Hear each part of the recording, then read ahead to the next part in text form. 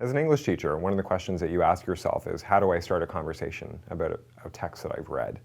And one of the ways that we've found to start a conversation is through an exercise that we call one connection, one surprise, one question.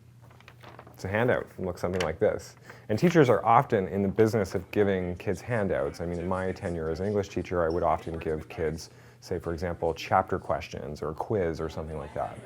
And often those are the beginning of a conversation. And usually if it's a chapter quiz or a series of questions, the questions are more like, what is this thing? What's the plot? Who are the characters? What's the setting? And those are important questions that we might want to answer in the course of reading something. But this is a much more open-ended invitation.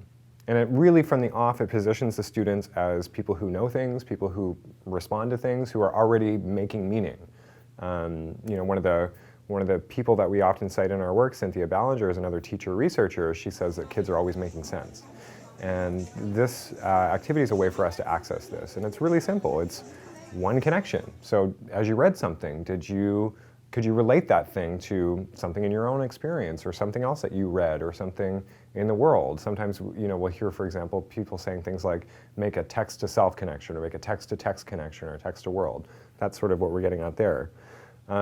This thing about surprise, was there something that you read that startled you in some way because maybe it confused you or maybe it didn't jive with something that you understood already? And then the last one, a question that the book raised for you. And what this does for us is, on one hand, it does the work of some of those more traditional pen and paper tasks, which is to really create a space where the kids are accountable to reading and to making meaning of the text that we are working with. But in the general spirit of our project, there's an open-ended sort of an inquiry base to these to these prompts.